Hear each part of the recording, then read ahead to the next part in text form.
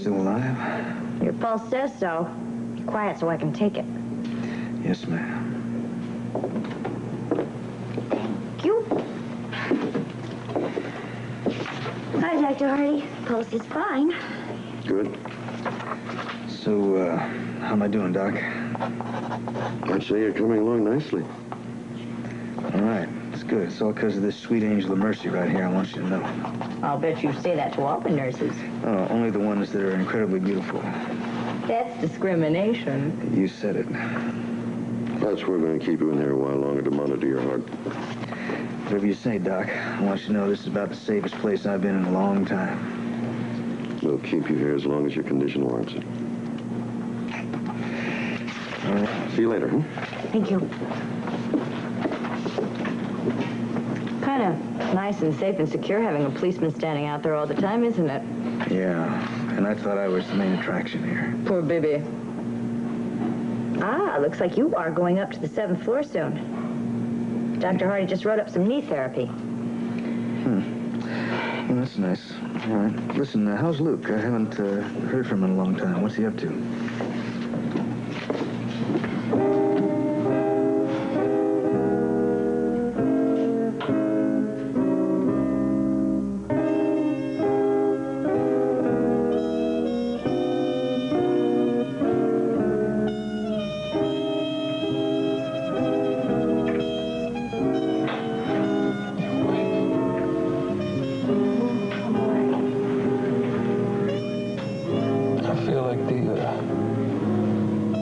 Gymnastic team did about 12 iron crosses on my head. Me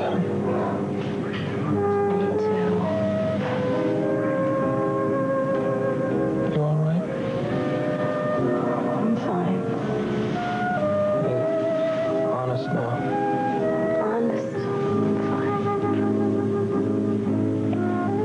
You don't have to worry about anything, you know.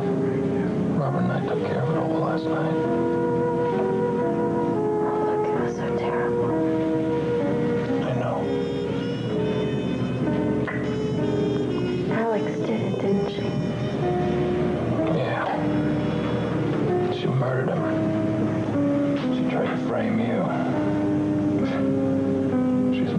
Another pretty face.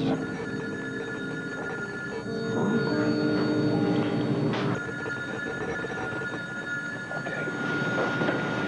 Oh, boy.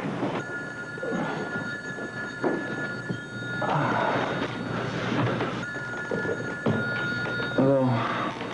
Did I interrupt your beauty sleep? No amount of sleep is going to turn this blob into a beauty. Who is it? It's Robert.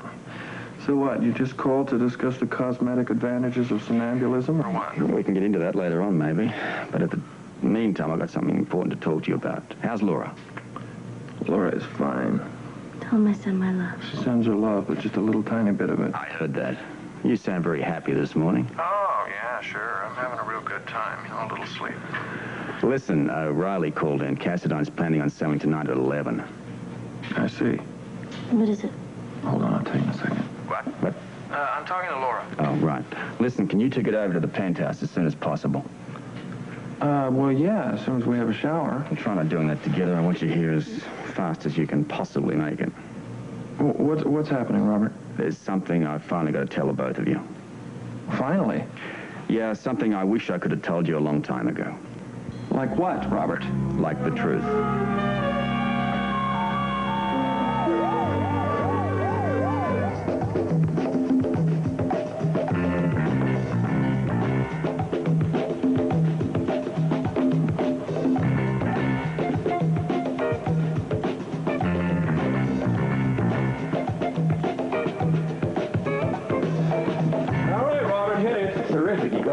How you doing, huh? I'm okay. Looking good.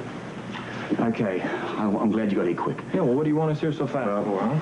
It's that time of the day that I should finally level with you about what the hell's been going on. Well, good. Sit down. Open your ears. Right. To start with, I work for a body called the World Security Bureau. All right? The World Security Bureau? I'm an agent for them. They're an international sort of body which was founded on the basis of maintaining world peace and order. Now, wait a minute. What? What are you talking about, like a CIA or something? You work for the government or something? Not exactly. It's an international body, funded by many, many countries, all with a common goal, the main goal being to maintain peace and order. Well, what are you doing in Port Charles? What does the Ice Princess have to do with world order and... Okay, you know by now that the Ice Princess has a lot more to it, right? Sure. In actual fact, it's a synthetic diamond. So what? All right. Synthetic, what does that have to do with world peace? If manufactured in quantity, this diamond could be made to create a weapon so awesome that in the wrong hands it could manipulate world order and peace. Oh, this is unbelievable. I agree with you, love. It is rather incredible. My assignment as an agent for the Bureau was to stop the Ice Princess and the formula getting into the wrong hands.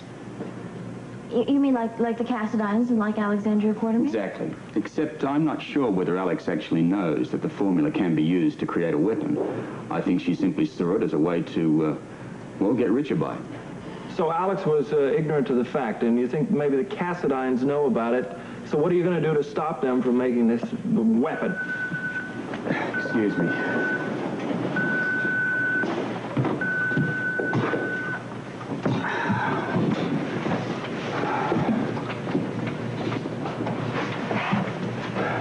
CK8, ready to report. Go ahead. Okay, I have Luke and Laura here. Riley's back at the dock, with Clay watching the yacht. What about my reinforcements? 20 agents are on their way to assist you. They will arrive this evening at 9. Set your plan. Well, that'll give me enough time just to surprise Cassidine as he's about to set sail. Correction. That's Cassidine's plural. Victor Cassidine flew in last night. If you have nothing further to report, that is all. CK8, out.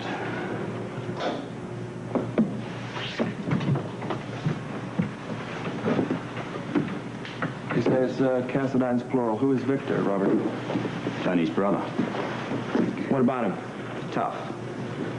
A worthy foe. This isn't going to be easy, old sport.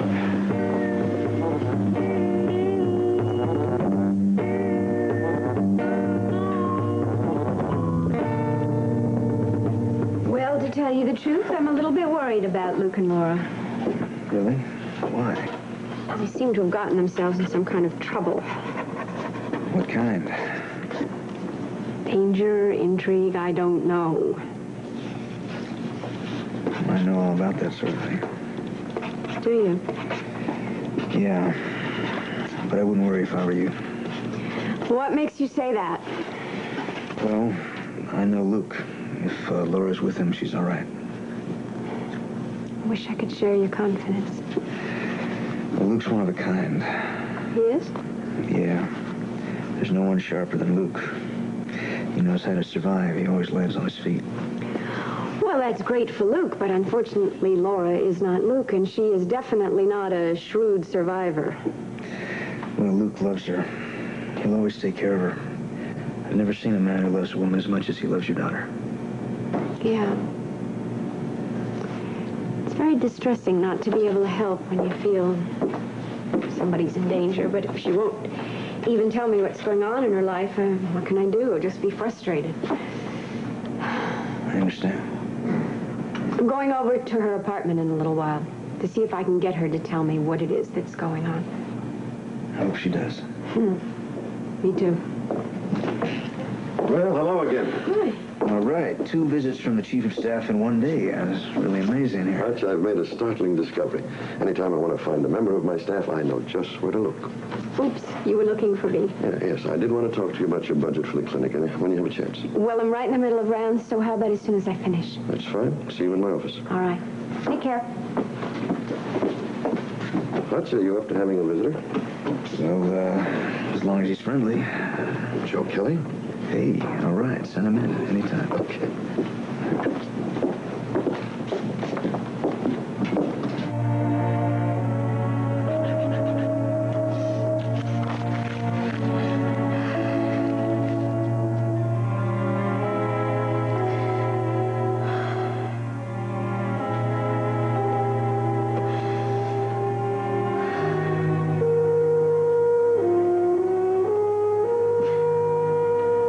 lately how much I love you? Let me see if I can remember back that far. It was, yes, you did, about 5 minutes ago, I think. Oh, that's not good enough. I'm going to have to tell you more often because I don't even want you to tax your memory. Oh, Alan.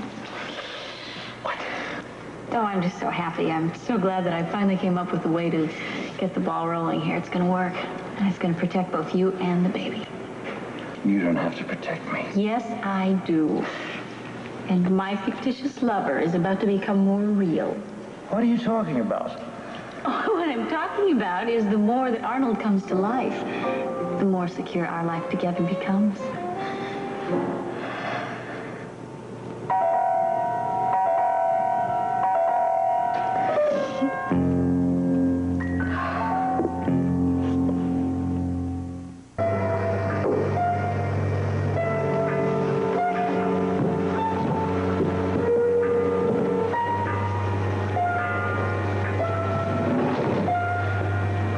This is rough duty. It's no rougher than what we've had before, Clay. It's the standing and watching. Yeah, I know it gets boring. You said it. The only thing that keeps me alert is knowing who's on that yacht. They're a nasty bunch, all right. That's an understatement. Well, you know how I hate to emphasize things. You know, I've been thinking. Yeah, what about? About Luke and Laura. And what about him? I'm just sorry you didn't get a chance to know them better. I mean, they're really good people. You know, like you're good people, Clay. I really got fond of them. You could say I love those kids. Hey, isn't that Alexandria Quartermain boarding the yacht? It sure is. She's here sooner than I thought she'd be. Do you think? I hate what I'm thinking. I don't like what I'm thinking either. Why are their engines going for the last 15 minutes, Clay? Like this. Engines going, Alexandria boarding. You don't suppose they're getting ready to leave now, do you? They just can't. And I'm seeing things. They're beginning to cast off the lines. That means they're getting ready to sail. But they can't, not until 11 o'clock. Well, you think they give a damn about our plans? All right, you keep watching. I'm going to find out what I can, okay? What are you going to do? Just stay put, stay put.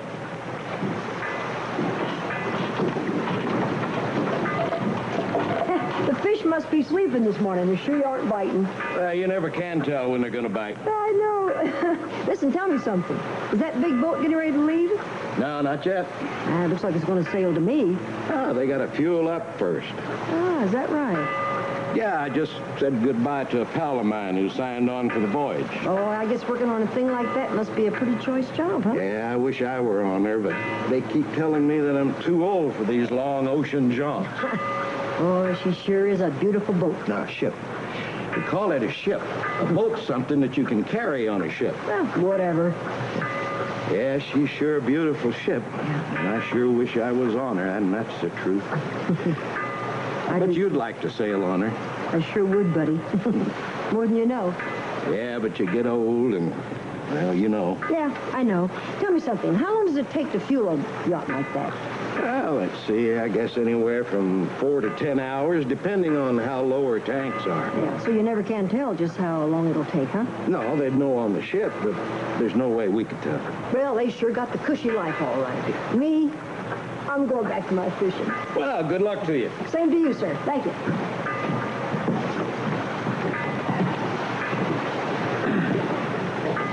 So, they're going to refuel. And it'll take anywhere from 4 to 10 hours. And there's no way to know just how low those tanks are, right? That puts us in a bind. A tight one. If they refuel fast, we've had it. That's what I'm afraid of. If that boat doesn't have an empty fuel tank, her whole plan has been ruined.